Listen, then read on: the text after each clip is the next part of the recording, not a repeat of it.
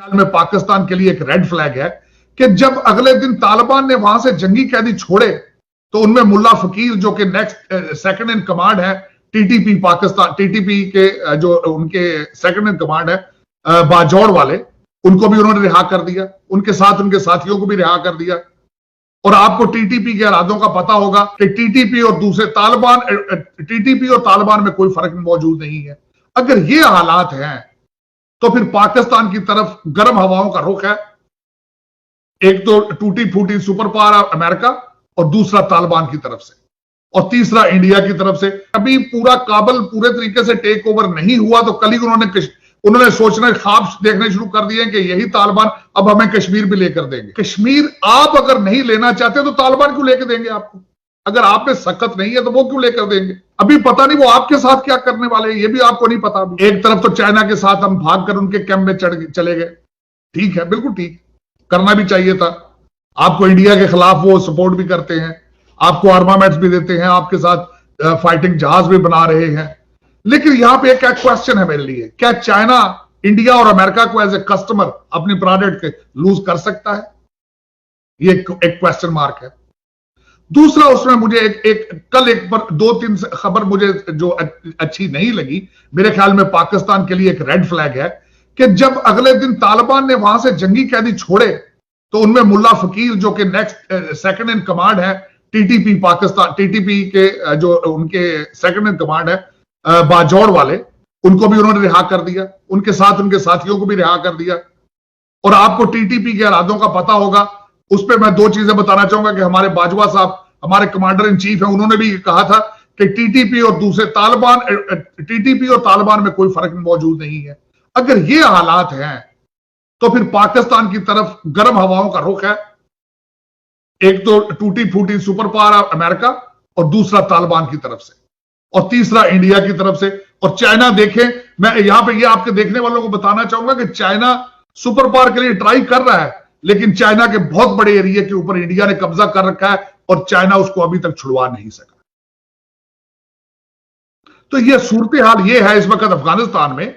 अभी तो मैं समझता हूं, मैं ये उस रीजन की खुशकिस्मती है कि तालिबान ने थोड़ा सा अपना मोड चेंज किया है कि उन्होंने वो हालात में भी गवर्नर जो पकड़े उन्होंने मारा नहीं उनको, और उन्होंने पैलेस में भी वो उस तरह जिस तरीके से उन्होंने चीजें जलाई नहीं है अभी तक। दे आर मेरे ख्याल में they are trying to behave, और जिस तरीके से वो उनके साथ दूसरे जिस तरह अभी। और मैं यहां पे ये बताना चाहूंगा कि मुल्ला गनी ब्रादर की मैं हिस्ट्री पढ़ने की कोशिश की, उसमें मैंने फिगर उनकी स्पीचें सुनी तो मुझे लगा है कि he is a peaceful person. लेकिन अब वो कितना अरसा और किस तरीके से आगे मैनेज करते हैं, आने वाले दिन भी बताएंगे। वो उनका इंटरेस्ट प्रोटेक्ट करेंगे, लेकिन आने वाले दिन डिफाइन करेंगे।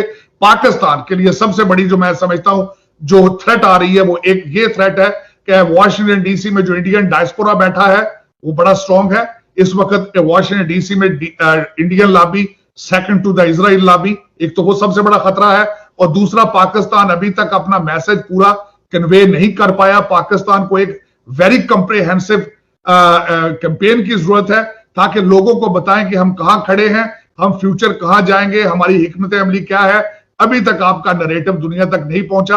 वॉशिंगटन डीसी जो है वो ये समझ रहा है, और बल्कि होगा कि वो अफगानिस्तान का मलबा जो सारा वो पाकिस्तान में फेंकेंगे, आपकी FTF में फंसे रहेंगे, आपके पास आप पे मजीद हो सकता है सैंक्शंस और एम्बार्गो की तरफ जाएं।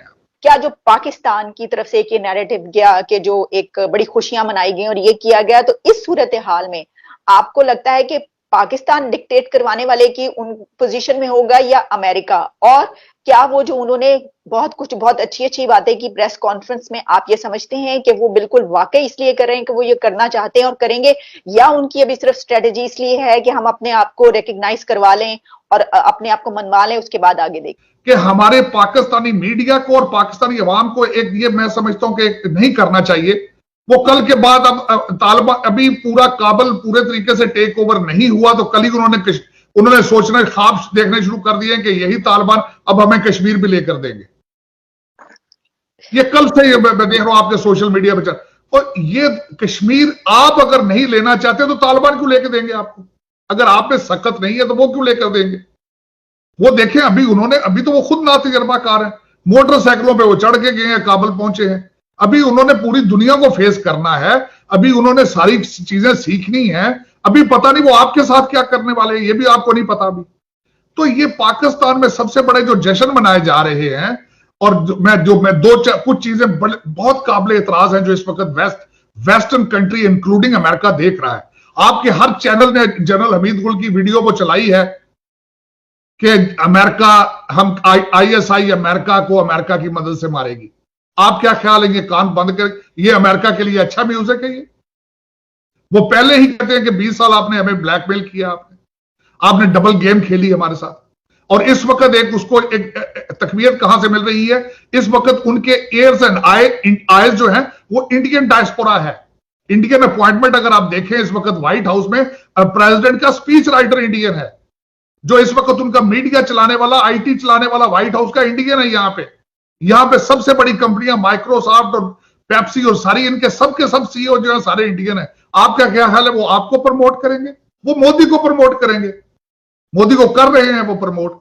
वो अमेरिका को वो जानबूझ के बता रहे हैं कि Pakistan has been playing double game with you. आपको इस वक्त सीरियस, और खासकर मैं ये सख्त बल्कि सख्त लफ्जों में कहूंगा, आप रिविजिट करें आपको यहां पे आपकी लॉबी कौन कर रहा है। आपने यहां पे जो लॉबियस्ट हायर किए उसमें से भी पैसे बनाए गए हैं।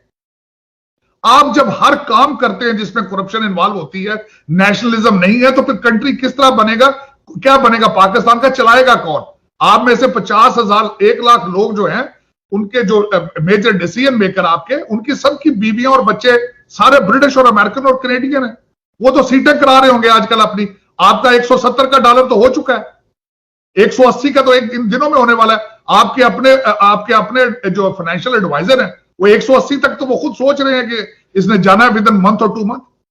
तो ये 200 का डॉलर होगा आपके पास। आपको फेडअप से भी सैंक्शंस और बैंकिंग, आप ये बिल्कुल ना भूलें, अभी तक जो बैंकिंग सिस्टम है सारा वेस्टर्न इन्फ्लुएंस है। अभी तक जो जितना दुनिया में सिस्टम चल रहा है, it has support of the western civilisation, American सारी चीजें।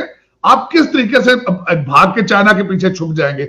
मुझे आज तक कोई एक्सप्लेन नहीं कर सका आपका पाकिस्तानी इकोनॉमिस्ट और पाकिस्तानी कोई भी पॉलिटिकल साइंटिस्ट कि how you are prepared yourself to hide under the umbrella of China. मुझे समझ नहीं आई बात की। आपका बैलेंस होना चाहिए था रिलेशनशिप अमेरिका के साथ। मैं समझता हूं उनके साथ आप सारी बातें ना माने, लेकिन आप कुछ ना कुछ तो चले, दुनिया को कम से कम कन्विंस तो करके रखें। आप जब प्राइम मिनिस्टर साहब कहते हैं कि we are not spokes person of Taliban, लेकिन साथ ही अगले दिन स्पीच उन्होंने दे दी, उन्होंने कहा जी तालिबान ने गुलामी की जंजीरें तोड़ के नीचे फेंक दी। वो भी एक कंट्रोवर्शियल स्टेटमेंट। तो ये message Washington DC is noting, is checking, you are building a racket. तो आपको एक स्ट्रॉन्ग कैंपेन की जरूरत है, आपको स्ट्रॉन्ग एडवोकेट्स की जरूरत है, आपको स्ट्रॉन्ग फॉरेन मिनिस्टर की जरूरत है। मैं आपको एक चैलेंज करके कहता हूं, आज जरा चेक करें जयशंकर साहब के दौरे पिछले दिनों के। उन्होंने दुनिया का मुल्क ऐसा कोई नहीं छोड़ा जहां जाके वो तालिबान को अप्रोच करने की कोशिश ना कर रहे हो। वो ईरान में जाके तालिबान से बातें करते रहे हैं, वो ताजिकिस्तान में जाके तालिबान से बातें करते रहे हैं। अगले दिन दोहा में जब आपके खलीलजादे एंटर हुए हैं, उनके साथ वीपी सिंह थे जो इंडिया का रिप्रेजेंटेटिव वहां पे। तो आप खुद देखें कि आप कहां खड़े हैं, आप कहां जाना चाहते हैं। It's not that difficult. और सबसे बड़ी, मैंने अगले दिन में बताने की कोशिश की थी, आपने जो एनएसए हायर किया है वो आपका फॉरेन मिनिस्टर की ड्यूटी दे रहा है। आप मुझे इंडिया के एनएसए का नाम बताएं, आपको नहीं पता होगा। आप अमेरिका के एनएसए का नाम बताएं, नहीं पता होगा। लेकिन Moeed Yusuf is continuously talking to the financial media, embarrassing his own government, embarrassing his own prime minister. मेरी तो समझ से बाहर है कि who is your foreign minister right now.